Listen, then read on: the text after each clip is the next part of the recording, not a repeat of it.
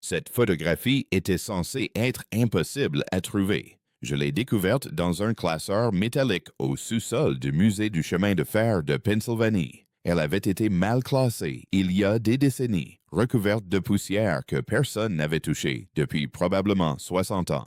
Il s'agissait d'un négatif sur plaque de verre datant de 1867, représentant une locomotive à la gare de Philadelphie. Le train s'apprêtait à partir pour Pittsburgh, un trajet de 491 km. Derrière la locomotive se trouvaient 6 wagons de voyageurs, tous chargés et prêts à partir. Et il n'y avait pas de wagon tender. J'ai tenu le négatif à la lumière pendant 10 minutes, le tournant dans tous les sens, essayant de trouver le wagon tender quelque part dans l'image. Il n'y était pas, seulement la locomotive. Puis, juste derrière, des wagons de voyageurs, comme si l'on avait tout simplement oublié d'inclure l'élément le plus important d'une locomotive à vapeur en état de marche. Sauf qu'on n'oublie pas une chose pareille, et les photographes de 1867 n'ont pas omis par inadvertance la moitié du train. J'ai tiré le négatif et je l'ai montré au directeur du musée. Il l'examina pendant 5 secondes, à peine avant de dire quelque chose qui me glaça le sang. « Nous avons 43 photographies comme celle-ci, dit-il. Toutes antérieures à 1880, toutes montrant la même configuration étrange. Nous ne les exposons pas, car nous ne pouvons pas l'expliquer. Oh, Jensen, c'était bien. Et si nous ne pouvons pas les expliquer, nous ne les montrons pas. 43 photos de train qui ne devraient pas pouvoir circuler. C'était il y a 3 ans. Et ce que j'ai découvert depuis va bien au-delà de la disparition de wagons à charbon. Il s'agit d'un empire qui a construit des machines si perfectionnées que les ingénieurs modernes, malgré tous nos ordinateurs, nos connaissances en sciences des matériaux et en physique, sont incapables de les reproduire. Ils ne peuvent même pas prétendre comprendre leur fonctionnement, car cela impliquerait d'admettre quelque chose que la plupart des gens ne sont pas prêts à entendre. Nous n'avons pas progressé, nous avons régressé, et la technologie que nous avons perdue a été délibérément détruite, car elle menaçait les fondements mêmes du fonctionnement du pouvoir dans le monde moderne. Laissez-moi vous montrer ce qu'ils ont caché dans les sous-sols des musées et les archives pendant plus d'un siècle. Laissez-moi vous montrer les locomotives Tartare, ces machines qui fonctionnaient avec autre chose que du charbon. Et laissez-moi vous expliquer précisément pourquoi il a fallu les fondre une à une, avant même que l'on réalise ce que nous étions en train de perdre. Il faut d'abord comprendre le fonctionnement d'une locomotive à vapeur. C'est un principe de base du génie ferroviaire, mais essentiel car il conditionne la compréhension de la suite. Une locomotive à vapeur fonctionne en brûlant du combustible pour chauffer de l'eau. L'eau se transforme en vapeur. La vapeur pousse les pistons font tourner les roues. C'est simple, brutal, inefficace, mais ça marche. Et chaque étape de ce processus est calculée et mesurée depuis plus de 150 ans.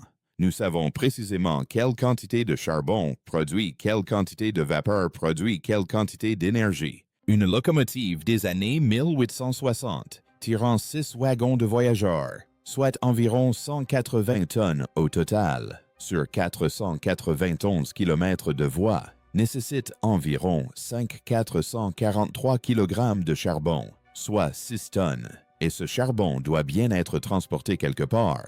C'est pourquoi chaque locomotive à vapeur est équipée d'un tender. Il s'agit du wagon situé juste derrière la locomotive, rempli de charbon et d'eau. Sans lui, la locomotive pourrait parcourir une trentaine de kilomètres avant de devenir un simple poids mort très coûteux immobilisé sur les rails. C'est incontestable. C'est de la thermodynamique, de la chimie, de la physique. On ne peut pas contourner ces lois. On ne peut pas extraire d'un système plus d'énergie qu'on en y a injecté. Et il est absolument impossible de parcourir 491 km sans source de carburant visible. Pourtant, c'est précisément ce que montrent de nombreuses photos. Après avoir trouvé la première à Philadelphie, j'ai cherché partout où je pouvais. Archives ferroviaires, bibliothèques universitaires, collections privées, sociétés historiques à travers le pays. Je recherchais des photographies de locomotives antérieures à 1880 et j'en ai trouvé des centaines, des milliers en réalité. La plupart présentaient une configuration normale. Le wagon-citerne était bien à sa place, juste derrière la locomotive. Tout semblait conforme aux attentes, mais un petit pourcentage faisait exception. Un pourcentage constant mais inquiétant présentait des locomotives dont la configuration était totalement incohérente. Une photographie de 1863 provenant du Baltimore and Ohio Railroad montrait une locomotive de marchandises tirant 12 wagons, sans tender visible. La légende technique au verso indiquait « Service quotidien, Baltimore à Wheeling, 240 miles ». Une image de 1871 provenant du London and Northwestern Railway en Angleterre montrait un service express de 8 wagons.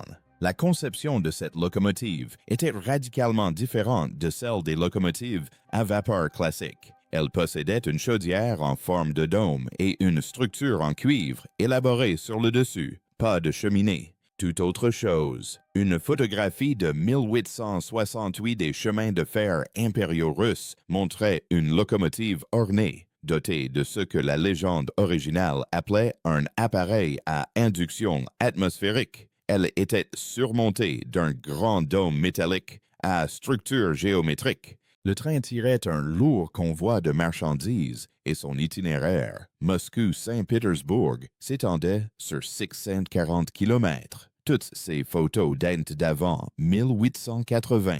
Elles montrent des locomotives soit dépourvues de réserves de carburant suffisantes, soit dotées d'équipements supplémentaires étranges dont l'existence même n'est pas reconnue dans l'histoire ferroviaire officielle. J'avais besoin de l'avis d'un expert, quelqu'un qu'on ne pourrait pas prendre pour un amateur ou un complotiste. J'ai donc apporté les photos au Dr. Marcus Wellington. Il était ingénieur en chef retraité de la compagnie ferroviaire Union Pacific, fort de 42 ans d'expérience dans la conception et l'entretien de locomotives. Si quelqu'un pouvait expliquer ces images, c'était bien lui. Je lui ai d'abord montré la photographie de Philadelphie de 1867. Il l'a regardée pendant une trentaine de secondes, sans rien dire. Puis il m'a posé une question inattendue. « Où avez-vous trouvé ça? » Je lui ai répondu que ça venait des archives du musée du chemin de fer de Pennsylvanie. « Ils vous ont laissé le photographier? » demanda-t-il. « Ils ne savaient pas ce que c'était, » répondis-je. Il resta silencieux un long moment. Puis il a dit quelque chose que je n'oublierai jamais. Cette locomotive ne peut pas fonctionner dans l'état où on la voit sur la photo. La capacité de carburant est 8 fois inférieure à la quantité nécessaire pour le trajet indiqué. Soit cette photographie est un faux, ce qui semble peu probable étant donné qu'il s'agit d'un négatif original sur plaque de verre, soit cette locomotive utilisait un système énergétique complètement différent. Or, en 1867, il n'existait pas d'autre système énergétique. Elle fonctionnait au charbon ou au bois. C'est tout ce que nous avions. Je lui ai posé une question simple. Et s'il y avait autre chose? Il m'a longuement regardé. Puis il a dit quelque chose. Puis on l'a perdu. Et apparemment, personne n'a noté comment ça fonctionnait. Mais quelqu'un l'a bien écrit. Il me fallait juste trouver où il l'avait caché. L'Institution des ingénieurs mécaniciens de Londres possède des archives remontant à 1847. Documents techniques, revues d'ingénierie, correspondances entre ingénieurs, tout le savoir documenté du génie industriel victorien, conservé dans sa bibliothèque et enfoui dans la revue de 1875. J'ai découvert un document qui a bouleversé tout ce que je croyais savoir sur l'histoire des chemins de fer. Son auteur était Thomas Russell Crampton, un concepteur de locomotives réputé qui a construit des moteurs pour les compagnies ferroviaires de toute l'Europe. Il ne s'agissait pas d'un théoricien marginal ni d'un inventeur amateur. C'était un ingénieur reconnu et très compétent. Et en 1875, il publia un article dont le titre aurait dû susciter de nombreuses interrogations. Observation sur la production anormale de vapeur dans les premières locomotives. Voici ce qu'il a écrit en ses propres termes. L'examen des locomotives construites entre 1850 et 1870, en particulier celles d'origine continentale, révèle des taux de production de vapeur supérieurs à la consommation de combustible calculés de 40 à 60%. Les mesures de consommation de charbon suggèrent que ces moteurs devraient épuiser leurs réserves de combustible après 130 à 160 km de fonctionnement. Pourtant, les rapports d'entretien indiquent un fonctionnement continu sur plus de 320 à 480 km sans ravitaillement. Cette anomalie a été constatée par plusieurs ingénieurs et demeure inexpliquée par les principes thermodynamiques classiques. Il l'a mesuré, il l'a documenté, il l'a publié dans une revue d'ingénierie réputée. Ces moteurs consommaient de 40 à 60% de charbon en moins que ce que les lois de la physique prévoyaient, et sa conclusion n'était pas que la physique était erronée. Sa conclusion était que ces moteurs possédaient quelque chose d'autre.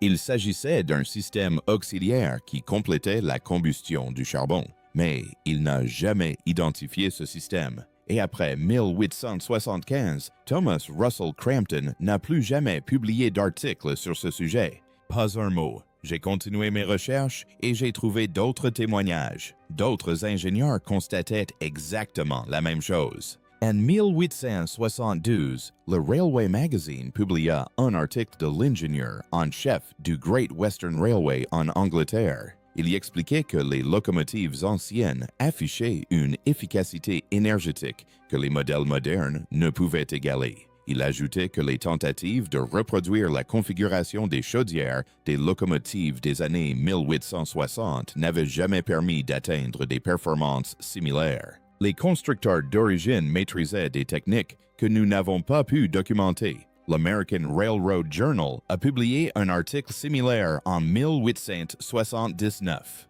Paradoxalement, la transition vers une conception standardisée des locomotives a entraîné une augmentation de la consommation de carburant par tonne-mille. Les moteurs plus anciens, bien que moins puissants en valeur absolue, offraient une consommation de carburant plus faible grâce à des mécanismes dont les techniques d'ingénierie de l'époque n'étaient pas pleinement comprises. Puis, en 1883, la revue russe d'ingénierie publia un article décrivant les systèmes d'augmentation de la pression atmosphérique utilisés sur les premières locomotives impériales. L'article soulignait que, bien que ces systèmes aient permis de réduire la consommation de charbon, ils avaient été abandonnés au profit de modèles simplifiés imposés par la directive de modernisation de 1885. Système d'augmentation atmosphérique, voilà, nommé ou nommé explicitement, reconnu ou reconnu, puis abandonné. Je me posais sans cesse la même question. Pourquoi abandonner un système qui rendait les trains plus efficaces, consommait moins de carburant, permettait de faire des économies, de réduire la pollution et d'améliorer le fonctionnement général? À moins que l'efficacité n'ait pas été l'objectif recherché, à moins que quelqu'un ne souhaite que les trains consomment plus de carburant, et non moins. Et puis, j'ai trouvé la lettre qui a tout éclairé d'un coup. En 2008, une vente aux enchères avait lieu en Pennsylvanie. On y vendait les archives personnelles d'un certain Edward Sterling. Sterling avait été ingénieur en chef du Pennsylvania Railroad de 1874 à 1902. Ses archives comprenaient des plans techniques, de la correspondance de l'entreprise et des lettres personnelles écrites au fil des ans. L'une de ces lettres datait de 1923, peu avant sa mort. J'ai retrouvé la trace de l'acheteur de la collection lors de cette vente aux enchères. Cela m'a pris 6 mois de recherche. Il s'agissait d'un collectionneur privé de l'Ohio qui souhaitait préserver la confidentialité de sa collection. Finalement, il a accepté que je vienne le voir.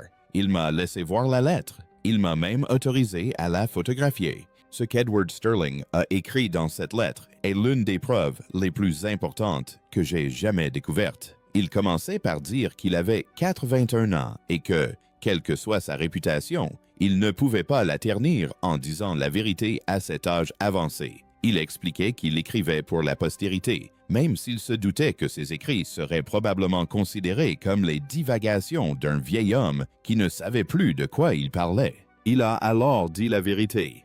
Les locomotives que nous avons construites avant 1880 n'étaient pas alimentées uniquement par la combustion du charbon. Nous avons hérité de modèles de constructeurs antérieurs, principalement d'origine européenne. Ces modèles intégraient, ce que nous appelions des condenseurs atmosphériques. Ces dispositifs étaient montés au-dessus de la chaudière. Ils captaient la charge électrique de l'atmosphère pendant le mouvement du train. La charge était ensuite utilisée pour augmenter la production de vapeur grâce à un procédé appelé chauffage par induction électromagnétique. Il a affirmé que le système était remarquablement efficace. Une locomotive équipée d'un système atmosphérique fonctionnel consommait de 40 à 50% de charbon en moins pour un même travail. Les trains circulaient plus proprement, plus silencieusement, et tous les composants étaient moins sollicités mécaniquement. Il raconta ensuite la suite des événements. En 1827, il fut convoqué à une réunion avec la haute direction de la compagnie ferroviaire et des représentants d'une entreprise appelée Consolidated Coal Company. On l'informa que tous les systèmes atmosphériques devaient être supprimés de chaque locomotive en service. On précisa que tous les futurs modèles de locomotives seraient entièrement dépourvus de tels dispositifs. La raison invoquée était la standardisation et la compatibilité des pièces sur l'ensemble du réseau ferroviaire. Mais Edward Stirling écrivit que c'était un mensonge. La véritable raison qu'il mit en lumière au fil des années était que les systèmes atmosphériques menaçaient les ventes de charbon. La Consolidated Coal Company avait récemment acquis une participation majoritaire dans la Pennsylvania Railroad. Ils possédaient les mines de charbon et les chemins de fer et ne voulaient pas de trains consommant moins de charbon. Stirling supervisa personnellement le démontage des systèmes atmosphériques de 47 locomotives. Les composants ne furent pas conservés pour des études ultérieures. Ils n'ont pas été entreposés. Ils ont été fondus immédiatement. Lorsqu'il a protesté en invoquant l'efficacité supérieure des anciens systèmes, on lui a répondu sans détour que l'efficacité n'était pas le problème. La consommation de carburant était le sujet de préoccupation. Plus précisément, la consommation de carburant garanti. Il a écrit qu'il vivait avec cette réalité depuis 36 ans. Il a reconnu avoir participé à la destruction d'une technologie supérieure à celle qui l'a remplacée. Il l'a fait pour son salaire, sa retraite, la sécurité de sa famille, et il a déclaré le regretter profondément. La lettre se termine par une question. Si elle me survit, j'espère qu'un futur ingénieur la lira et se demandera pourquoi nous avons opté pour la régression plutôt que le progrès. La réponse, je le crains, restera la même. Car tout progrès qui menace le profit sera toujours anéanti par ceux qui tirent profit du maintien du primitivisme. Edward Stirling mourut 3 semaines après avoir écrit cette lettre. Sa confession resta 16 ans dans une collection privée avant que je ne la découvre. Mais la lettre n'était pas qu'un aveu. Elle confirmait tout ce que j'avais découvert, car j'avais déjà repéré les locomotives dont il parlait. Ceux qui avaient miraculeusement échappé à la destruction, ceux qui étaient relégués dans les sous-sols de musées, là où personne n'avait songé à les chercher. Et lorsque j'ai enfin pu les examiner, j'ai trouvé exactement ce que Stirling avait décrit. Le Verkehrshaus de Zurich, en Suisse, s'appelle officiellement le Musée suisse des transports. Au sous-sol, dans les réserves non ouvertes au public, se trouve une locomotive. Locomotive numéro 34 des chemins de fer du Nord suisse. Elle a été construite en 1868. Les archives du musée indiquent qu'elle est en restauration depuis 1927. Autrement dit, il est resté entreposé pendant 37 ans. J'ai demandé une autorisation d'accès en tant que chercheur pour l'examiner. La procédure d'approbation a duré 8 mois. Mais lorsque j'ai enfin pu descendre dans ce sous-sol et voir de mes propres yeux la locomotive numéro 34, j'ai immédiatement compris pourquoi elle n'avait jamais été restaurée. Personne ne savait comment faire. Le savoir-faire avait disparu. La chaudière était inadaptée. Non pas inadaptée au sens d'endommager ou casser, mais inadaptée car fondamentalement différente de toutes les autres conceptions de locomotives à vapeur. Autour du ballon principal de la chaudière se trouvaient d'imposants serpentins de cuivre. Ils étaient enroulés autour de la chaudière selon des motifs géométriques très précis. Spirale de Fibonacci, proportion du nombre d'or, les mêmes motifs mathématiques que l'on retrouve dans l'architecture tartare à travers le monde. Il ne s'agissait pas de serpentins d'échange thermique. Leur emplacement n'avait aucun sens pour un échange de chaleur. Ils devaient servir à autre chose. D'après la configuration, il s'agissait d'induction électromagnétique. Tout en haut de la chaudière, là où l'on s'attendrait normalement à voir une cheminée, se trouvait un dôme en cuivre d'environ 1 mètre de diamètre, surmonté d'une flèche métallique pointant droit vers le ciel. Elle ressemblait trait pour trait aux coupoles de captation d'air que l'on voit sur les bâtiments tartares. Toutes les autres locomotives de cette époque avaient vu cet équipement retiré, scié, découpé ou fondu pour la ferraille. Mais la locomotive numéro 34, pour des raisons qui semblent inconnues, avait encore tout conservé intact, exactement comme elle a été construite. Le conservateur du musée qui m'a montré la locomotive a été très honnête à ce sujet. « Nous n'avons jamais compris à quoi servait cet engin », a-t-il déclaré. La documentation technique originale a été détruite dans un incendie en 1891. Nous avons préservé la locomotive en raison de sa beauté architecturale et de son importance historique. Cependant, nous ne pouvons expliquer le fonctionnement de ces systèmes auxiliaires. J'ai emmené avec moi une ingénieure en électricité, Sarah Chen, de l'ETH Zurich. Nous avons obtenu une autorisation spéciale pour effectuer des tests non invasifs sur la locomotive. Elle a mesuré les bobines de cuivre à l'aide d'un inductancemètre. Au bout de quelques minutes à peine, elle leva les yeux et me raconta sa découverte. « C'est un inducteur massif », dit-elle. Si un courant électrique traversait ces bobines, elle générerait un champ magnétique extrêmement puissant tout autour de la chaudière. Je lui ai demandé d'où provenait le courant. Elle a examiné le dôme supérieur et a utilisé un autre instrument pour mesurer sa capacité. Ce dôme est configuré comme un condensateur, a-t-elle expliqué. Un condensateur de très grande capacité, placé suffisamment haut sur la locomotive, et si le train traversait l'atmosphère à grande vitesse, il accumulerait des charges atmosphériques, notamment si le trajet traversait des zones de forte activité électromagnétique, comme les orages. Certaines formations géologiques possèdent des champs électromagnétiques naturels. C'est donc ça?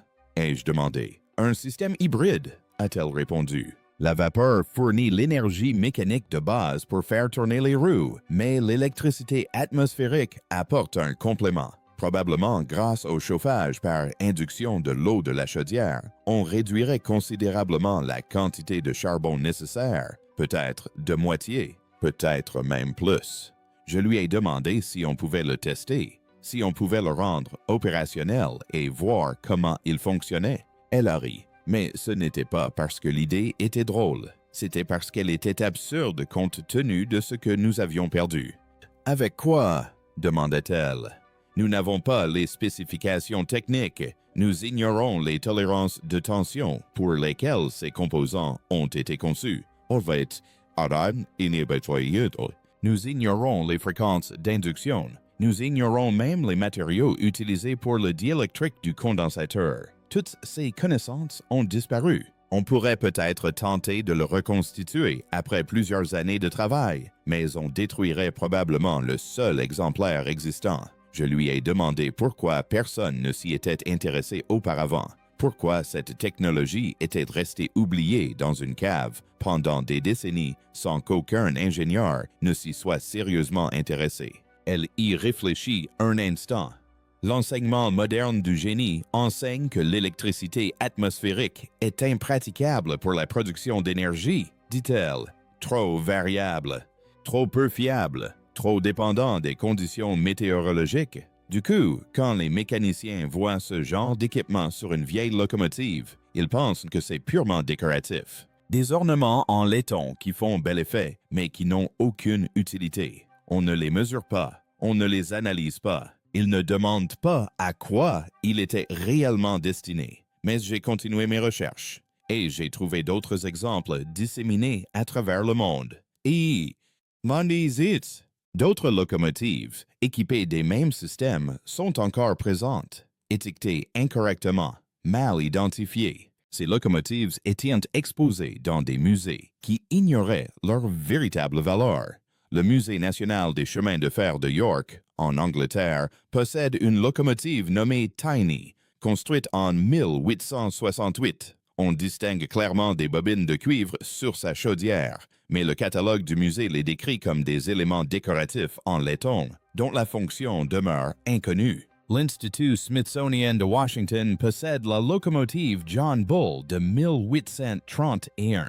La documentation relative à sa restauration mentionne des composants auxiliaires inexpliqués qui ne correspondent à aucun modèle de locomotive à vapeur connu. Le Musée des chemins de fer russes de Saint-Pétersbourg abrite 3 locomotives impériales dotées de systèmes sophistiqués de captation d'air, encore installés sur leur toit. Les cartels du musée les qualifient d'ornements architecturaux, typiques de l'esthétique de l'époque. La technique a subsisté, en fragments, en morceaux, dans des musées du monde entier qui ignoraient ce qu'ils conservaient, mais qui possédaient le savoir-faire nécessaire pour l'utiliser. Tout cela avait disparu, effacé délibérément de l'histoire.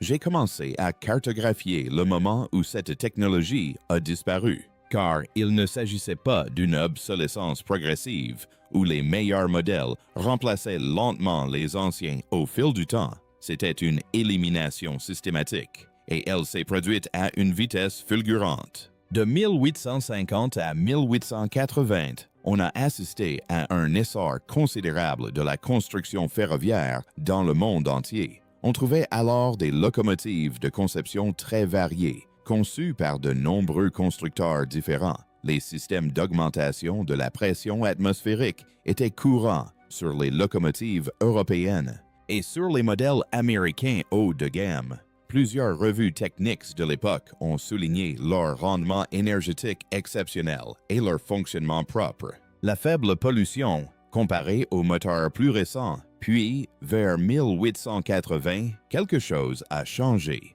Les compagnies ferroviaires ont commencé à se regrouper. Les petites compagnies ferroviaires indépendantes étaient absorbées par de plus grandes entreprises. Les banques prenaient le contrôle des principales lignes ferroviaires. Dès 1885, on observe l'émergence de directives de standardisation émanant des directions d'entreprise. On les appelait des programmes de modernisation. Toutes les locomotives devaient désormais se conformer à des modèles simplifiés. Les systèmes atmosphériques furent officiellement abandonnés en 1827. Des ordres de mise au rebut furent émis pour l'ensemble du secteur. Entre 1886 et 1895, les locomotives d'avant 1880 furent massivement démantelées. Les directives de l'entreprise stipulaient expressément que les composants devaient être fondus et non conservés. En 1900, la technologie des locomotives atmosphériques avait pratiquement disparu. Les quelques exemplaires restants étaient remisés ou mal étiquetés dans des collections muséales où personne ne comprenait ce qu'ils voyaient. La chronologie complète est désolante lorsqu'on la découvre.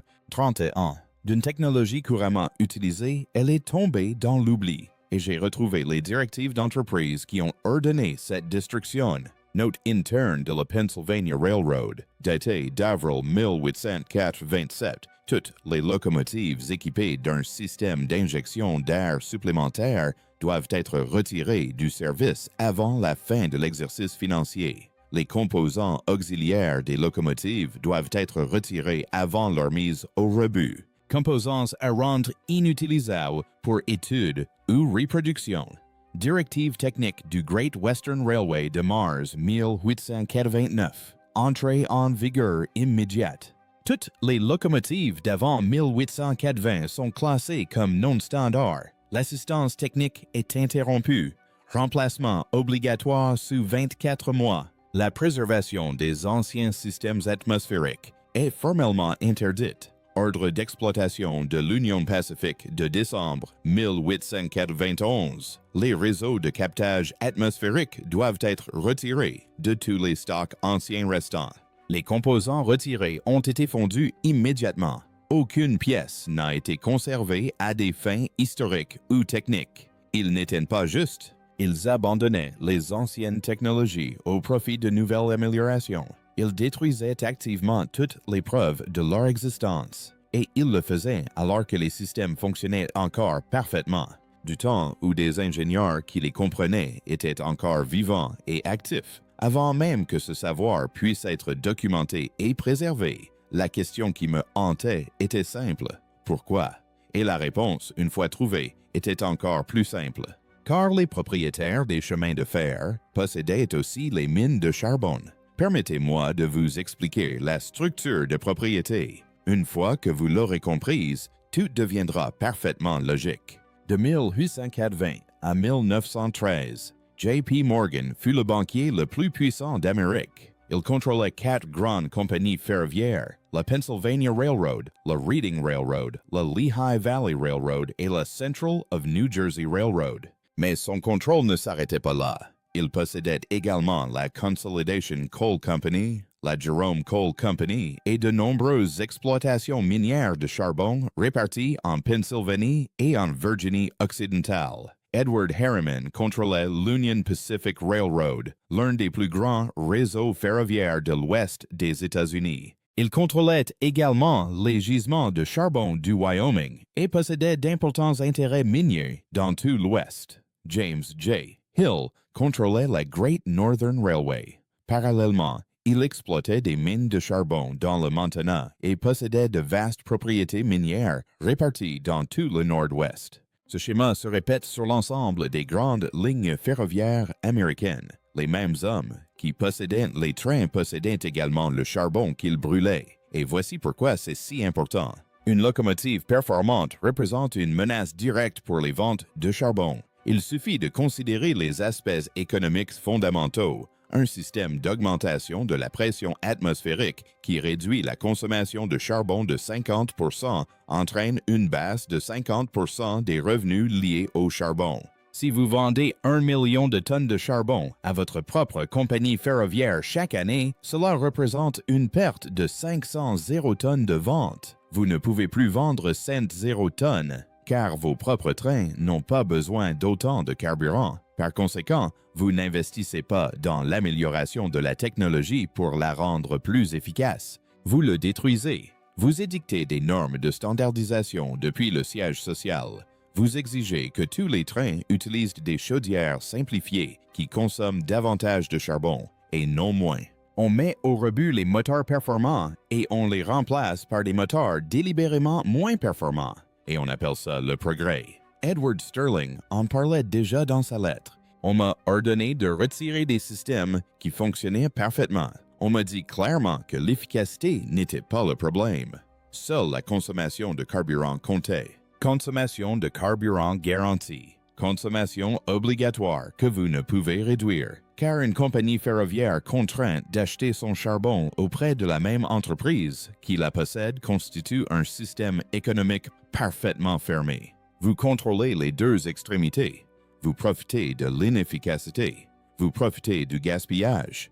Et quiconque conçoit un système plus performant devient une menace existentielle pour votre modèle économique tout entier. Les locomotives Tartar étaient trop performantes. Elles menaçaient des milliards de dollars de vente de charbon. Ils menaçaient le contrôle que la dépendance aux énergies fossiles engendrait. Il a donc fallu les éliminer, tous sans exception. Mais ces locomotives ne constituaient pas une technologie isolée. Elles s'inscrivaient dans un schéma beaucoup plus vaste, un schéma mondial. Les bâtiments Tartar étaient surmontés de dômes de cuivre qui captaient l'électricité atmosphérique. Les locomotives Tartar étaient également dotées de dômes de cuivre qui captaient l'électricité atmosphérique. Les bâtiments Tartar intégraient à leur structure des réseaux de bobines géométriques pour les systèmes de récupération d'énergie électromagnétique. Les locomotives Tartars étaient équipées de bobines géométriques enroulées autour de leur chaudière. Les bâtiments Tartar disposaient de systèmes de stockage d'énergie par condensateur profondément souterrains. Les locomotives Tartar intégraient des ensembles de condensateurs directement dans leur conception. Il s'agit de la même technologie, simplement appliquée à des fins différentes. Bâtiments pour la production d'énergie stationnaire. Locomotives pour la production d'énergie mobile, probablement des systèmes de pompage d'eau, probablement du matériel industriel. Tout cela repose sur le même principe de base, la captation de l'énergie atmosphérique, un apport d'énergie gratuit qui réduit, voire élimine, le besoin d'acheter du carburant. Et on ne peut pas les rendre indépendants en matière d'achat de carburant. On ne peut pas les contraindre à payer indéfiniment pour un service qui devrait être accessible à tous. Entre 1850 et 1880, on a assisté à une explosion de la construction de chemins de fer simultanément partout dans le monde. Europe, Asie, Amérique du Nord, Amérique du Sud, censés être des développements indépendants dans différents pays et cultures, sauf que les locomotives étaient toutes identiques. Les gares se ressemblaient toutes, le même style architectural orné, les mêmes dômes en cuivre, les mêmes systèmes de captage atmosphérique étaient intégrés à l'infrastructure. L'histoire officielle nous dit qu'il s'agissait simplement d'un développement parallèle, que l'esthétique victorienne s'est diffusée naturellement à travers le monde, que les similitudes soient fortuites. Mais cette explication ne rend pas compte de l'identité technique. Les configurations de bobines sont exactement les mêmes modèles de condensateurs, les mêmes configurations géométriques dans les réseaux électromagnétiques. Ce n'est pas une question d'esthétique. Ce sont des spécifications techniques, à moins qu'il ne s'agisse pas du tout d'un développement parallèle, à moins qu'il ne s'agisse d'un seul empire, Tartarie. Construction d'un système mondial intégré, chemin de fer reliant les villes, des bâtiments producteurs d'électricité, une infrastructure conçue pour fonctionner ensemble au sein d'un réseau unifié. Le tout alimenté par une technologie d'énergie atmosphérique qui rend l'ensemble du système indépendant et autosuffisant. Et lorsque cet empire s'est effondré, lorsqu'il a été détruit en 1812 et durant les décennies qui ont suivi, la technologie a survécu un certain temps. Les locomotives ont continué à fonctionner, les bâtiments ont continué à accumuler de l'énergie, car les machines fonctionnaient encore même après la disparition de ceux qui les avaient construites. Mais dès 1880, de nouvelles forces avaient consolidé leur contrôle, les forces bancaires, les puissances industrielles, des hommes qui avaient compris que contrôler l'énergie signifiait contrôler tout le reste. Ils prirent donc une décision. Détruisez complètement l'ancienne technologie, remplacez-la par quelque chose de primitif, nécessitant des achats constants de carburant, ce qui a engendré la dépendance au lieu de l'indépendance. Et ils l'ont fait systématiquement, continent après continent, voie ferrée après voie ferrée, locomotive après locomotive, bâtiment après bâtiment. Non pas que l'ancienne technologie ne fonctionnait pas, mais parce qu'elle fonctionnait bien, trop bien. Je suis retourné voir une dernière fois la locomotive numéro 34. Les survivantes reposent dans le sous-sol de ce musée suisse. Celle qu'ils ne savent toujours pas comment restaurer. J'ai posé une question hypothétique au conservateur. Que se passerait-il si des ingénieurs modernes tentaient de recréer cette technologie atmosphérique? Si l'on essayait de construire un nouveau système en s'inspirant de ce que l'on observe sur ces locomotives encore existantes? Il a longuement réfléchi à ma question. Puis il a dit quelque chose auquel je repense presque tous les jours. On ne pourrait pas construire ça aujourd'hui. Je lui ai demandé pourquoi. Nous avons de meilleurs matériaux qu'eux, de meilleurs outils, la modélisation informatique, de la physique avancée. Nous devrions pouvoir recréer tout ce que les Victoriens ont construit. Exactement, dit-il. La physique avancée nous indique clairement que cela ne devrait pas fonctionner. La collecte de charges atmosphériques à ces échelles, l'induction électromagnétique générant une telle quantité de chaleur supplémentaire, l'efficacité énergétique décrite par Stirling dans sa lettre est impossible selon nos connaissances actuelles en thermodynamique, du moins pas suffisamment pratique pour justifier des recherches. Alors, nous n'essayons pas, nous ne pouvons pas essayer. Car essayer reviendrait à admettre que notre physique est peut-être incomplète, que les Victoriens comprenaient quelque chose que nous ignorons, que nous avons perdu un savoir important au lieu de l'acquérir. Mais cela a fonctionné, ai-je dit. Nous avons la documentation, Nous avons les locomotives, nous avons les rapports d'ingénierie des personnes qui ont vu ces systèmes en fonctionnement. Je sais, dit-il doucement, et c'est précisément là le problème. Car si cela a réellement fonctionné et que nous sommes véritablement incapables de le reproduire aujourd'hui, alors nous ne sommes pas plus avancés qu'eux. Nous sommes moins avancés, nous avons régressé, nous avons dégradé notre technologie et personne ne veut l'admettre, ni les universités, ni les entreprises, pas les gouvernements. Alors on enferme les preuves dans des réserves au sous-sol, on les qualifie de décoratives et mystérieuses. On ne se pose pas trop de questions sur ce que c'était vraiment. C'est lors de cette conversation que j'ai enfin compris l'ampleur des pertes. Il ne s'agissait pas seulement de trains, de bâtiments ou de réseaux énergétiques. Il s'agissait d'une approche radicalement différente de la technologie elle-même, de la manière dont la civilisation interagit avec le monde naturel. La Tartarie construisait des machines qui fonctionnaient grâce aux forces naturelles. Électricité atmosphérique, pression hydraulique, résonance. Les harmoniques géométriques, elles ne luttaient pas contre la nature. Elles ont trouvé des moyens de s'harmoniser avec elle. Et cette harmonie engendrait une efficacité que notre approche moderne ne peut égaler. Nous construisons des machines qui luttent contre la nature, qui extraient, brûlent, consomment et polluent. Cela nécessite un apport constant de carburant pour fonctionner. On parle alors de technologie avancée, car elle est plus puissante en termes de puissance brute. Mais puissance et technologie avancée sont deux choses différentes. Une locomotive diesel est plus puissante qu'une locomotive hybride atmosphérique Tartare. Elle peut tracter des charges plus lourdes et se déplacer plus rapidement.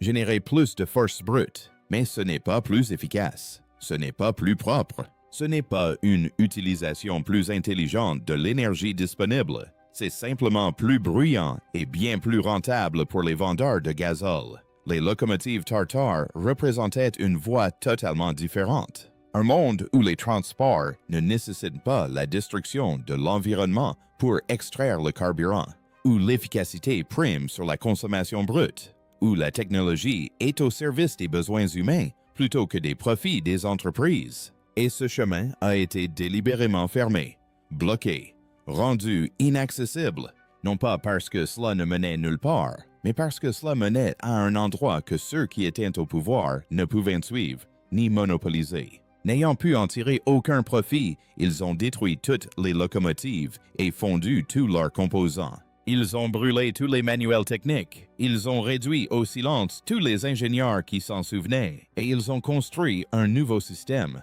Un système fondé sur la rareté plutôt que sur l'abondance, sur la dépendance plutôt que sur l'indépendance, sur la consommation plutôt que sur l'efficacité. Et puis, visible sur la locomotive numéro 34 et la poignée d'autres survivantes dispersées à travers le monde, cette particularité est indéniable. Les locomotives Tartare fonctionnaient grâce à bien plus que du charbon. Elles captaient l'énergie directement de l'atmosphère lors de leur déplacement. Ils utilisaient des principes électromagnétiques que nous avons oubliés ou que nous avons délibérément choisi d'ignorer. Ils atteignaient des niveaux d'efficacité que la physique moderne juge impossibles et ils ont été systématiquement détruits. Non pas parce qu'elles ont cessé de fonctionner, non pas parce qu'une meilleure technologie les a remplacées, mais parce qu'elles fonctionnaient trop bien, parce qu'un empire alimenté par l'énergie atmosphérique gratuite ne peut être contrôlé par ceux qui veulent vendre du carburant. Parce que les personnes qui peuvent voyager gratuitement sont bien plus difficiles à piéger dans des systèmes économiques conçus pour extraire la richesse. Parce que les technologies qui créent l'indépendance plutôt que la dépendance menacent toute structure de pouvoir fondée sur le maintien des populations dans le besoin. Les locomotives elles-mêmes ont disparu. Fondues il y a des décennies, elles ont été transformées en ferraille et vendues, effacées de l'existence physique. Mais les photographies ont survécu. Les rapports d'ingénierie ont survécu. Les quelques exemplaires qu'ils ont inexplicablement oublié de détruire ont survécu. Tous témoignent d'un monde qui a existé, où les trains circulaient de manière plus propre, consommation de carburant considérablement réduite, fonctionnement plus efficace, Technologie si sophistiquée que nous, malgré toutes nos connaissances et nos outils modernes, sommes incapables de la reproduire. Je ne peux même pas prétendre comprendre pleinement son fonctionnement, car affirmer le comprendre reviendrait à admettre que nous avons perdu quelque chose de vital. L'Empire que l'on nous décrit comme primitif et arriéré était en réalité plus avancé que nous. Ce progrès n'est qu'un récit de ceux qui ont profité de notre régression. Les locomotives tartares, elles, n'oublient rien, même si on nous a fait oublier. Elles reposent dans des réserves et des sous-sols de musées, étiquetées à tort comme des curiosités décoratives, reléguées au rang de reliques ornementales. J'attends patiemment que quelqu'un pose les bonnes questions. Pourquoi étaient-elles bien plus performantes que les locomotives modernes? Pourquoi cette performance a-t-elle disparu si soudainement et qui a profité de la dégradation délibérée des transports? Les réponses se trouvent dans les archives, dans les photographies que j'ai découvertes, dans les documents techniques rédigés par les ingénieurs qui ont vu ces systèmes en fonctionnement, dans les locomotives elles-mêmes, les quelques-unes qui ont survécu, et une preuve que nous n'avons pas gravi les échelons du progrès technologique, mais que nous avons dégringolé jusqu'à l'extrême. Et nous vivons sur les ruines d'un monde qui surpassait de loin ce qui l'a remplacé. Nous qualifions notre récupération de progrès, notre dépendance de liberté, notre régression de progrès. Les locomotives tartares, elles, le savaient, et c'est précisément pour cela qu'il a fallu les détruire, toutes sans exception.